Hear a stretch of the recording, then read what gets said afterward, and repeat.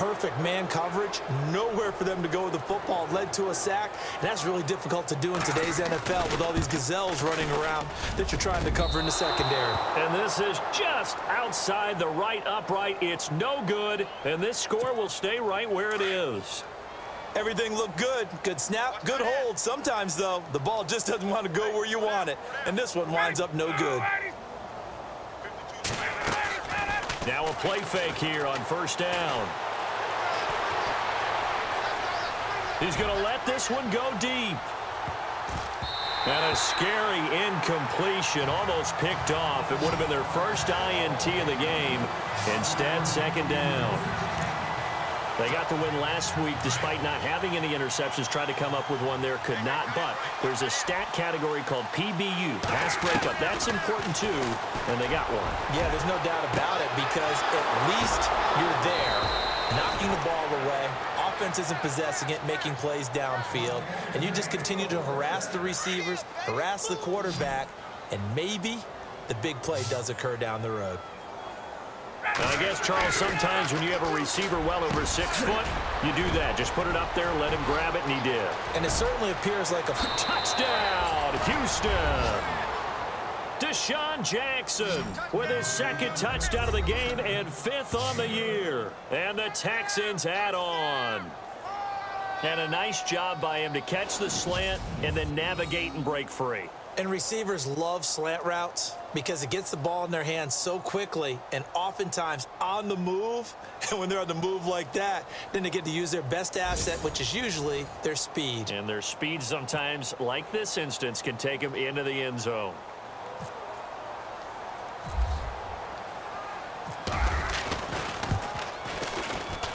And the lead grows even larger here in the third quarter.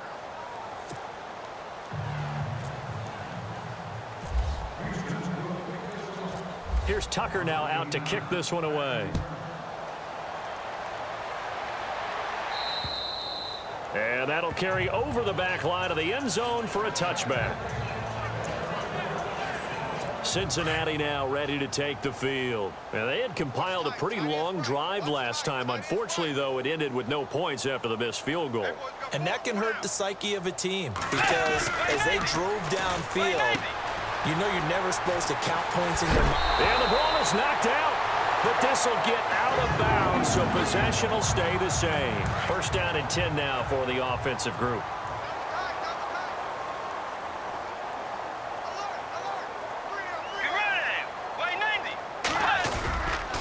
Handoff comes to Anderson, and he's going to bull his way forward to the 48. Just what you want on a first down run. Call it 8 yards, and it's 2nd and 2.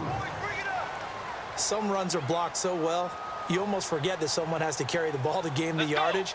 The leverage by the offensive line to create space up front, really well done. Under pressure, and the Texans able to get in there for the sack.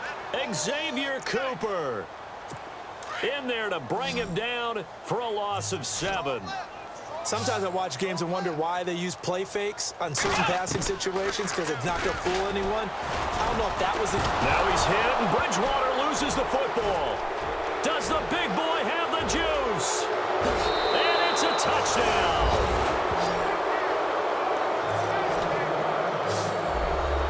Second time he's lost a fumble. This one hurts more. It's returned for 6. He's been under a lot of duress, hasn't he? Pressured, hurried, harassed the whole game. Well, the offensive line not giving him a lot of help. Not a lot of help, but the bottom line, he's got to take care of the football.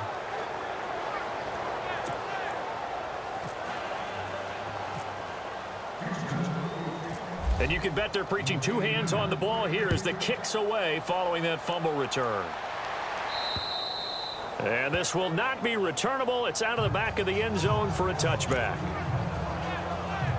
Cincinnati now ready to take the field. And they weren't on the sidelines for long, but I'll tell you what, I'm glad you and I weren't down there. We could hear them. The coaches from all the way up here, they were adamant, you've got to hold on to the football or else we have no hope. Yeah, it's easy for me to laugh sitting up here, but you're exactly right. If we were down there, that message would have been received a whole different way.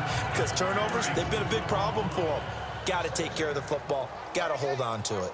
One thing I have learned, receivers don't mind high throws so much to the sideline, but do that over the middle to them, And not only the DB's going to throw a little verbal trash their way, when they get back to the huddle, they're going to have a few words to say to their QB, aren't they? Yeah, hung out to dry a little bit there on the high throw. Luckily, fell incomplete.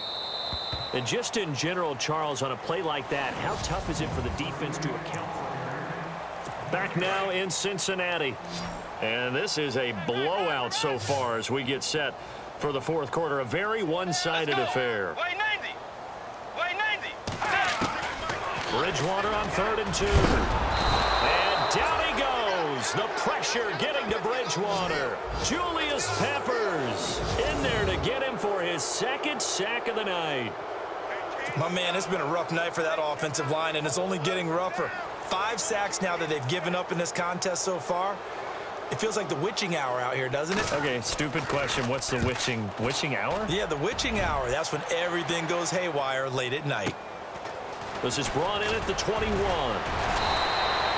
A nice job on the return there, 16 yards. And the Texans will take over with a 1st and 10.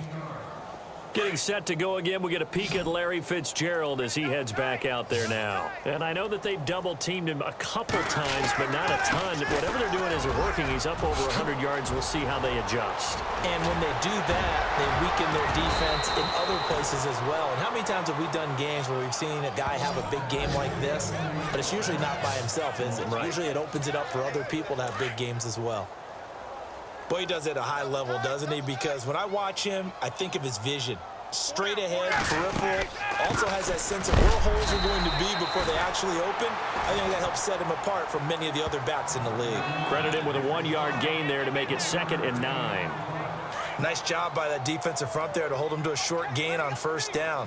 Well played, I must say. Yeah, only getting 1 yard. There was no room to run. On 2nd down, it's Bell. And only able to muster a couple down to about the 27. In need of a conversion on 3rd down. They had the big play to start the drive. Not much sense. Play action. It's Ryan. He's going to let it go deep for the end zone. And it's incomplete, almost intercepted. He had a great shot at picking that off in the end zone. It brings up 4th down. Fourth quarter, you've got the big lead. If you're coaching, Charles, you still taking shots like that downfield? I'd be a little more concerned with running some clock and making sure you're taking care of the lead, because you keep flinging it around, you throw a couple of picks, you could put yourself in jeopardy. So a good snap, good hold, and that one's right down the middle. Never in doubt. Just the way you used to hit them, Brandon. Tucker now following the made field goal, set to kick it away. This one fielded at the 5. And they'll have good starting field position as he's up just shy of the 40. Cincinnati now ready to take the field. These guys had to punt last time. It has not been a very fruitful game offensively thus far. They haven't even made a trip to the red zone. And I know that everyone's going crazy on that sideline, because that drives you berserk to come off the field, not really move the ball well. As you said, not even get to the red zone, let alone, not even put points on the board.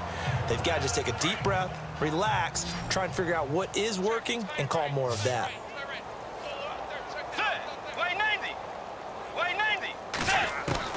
The 2nd down throw for Bridgewater. Looking left side, and he's got a man. It's Doyle.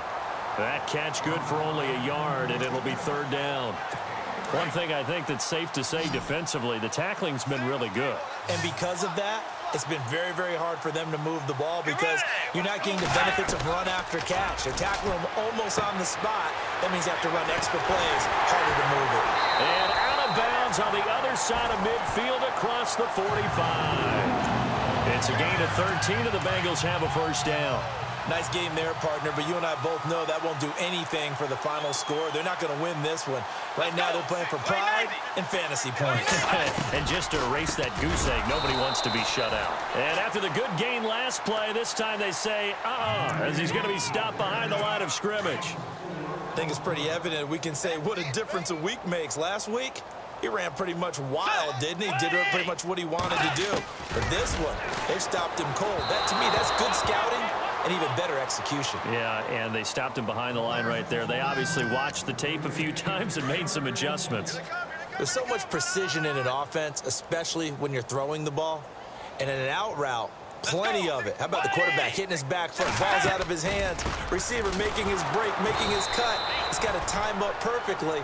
Not always easy to do. Just let him a little too much. Yeah, I remember back in the good old days, I was talking to a quarterback, and he said everything they did was on the count system. So when he took a snap, he counted in his head for certain routes, different time frames for each one, and he knew if the ball wasn't out of his hand at that point, he'd better eat it because the play was dead. Now this is fielded in the end zone. Time for a break. Back to finish it off on EA Sports after this.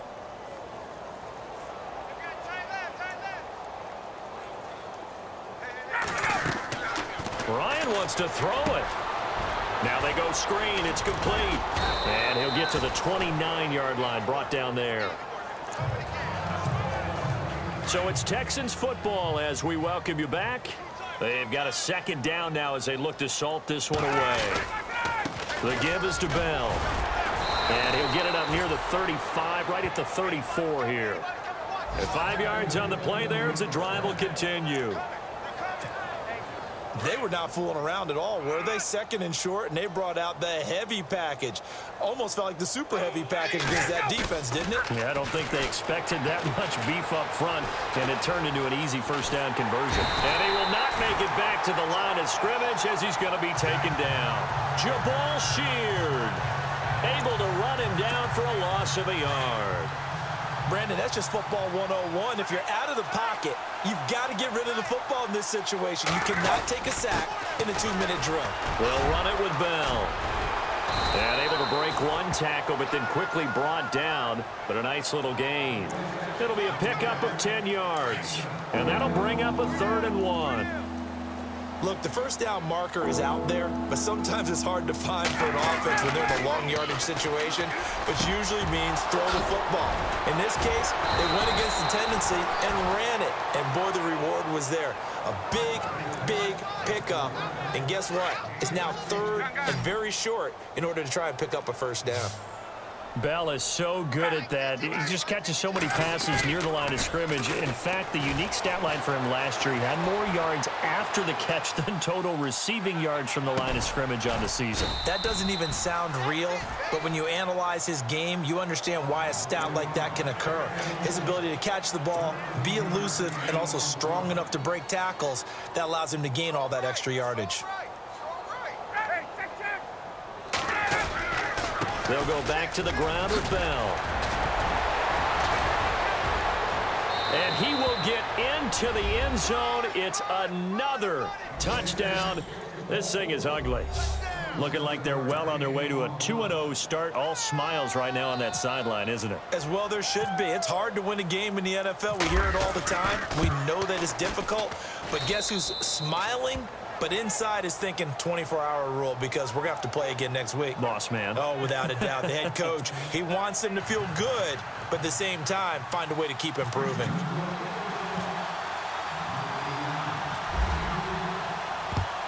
And this is going to be snuffed out. The Bengals recover. They'll call it a convincing win here in this one, and we had some interesting plays throughout. Maybe one of the most interesting.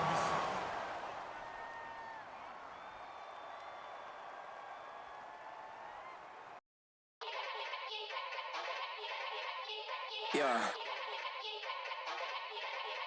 Young Gerald. Yeah. Yeah.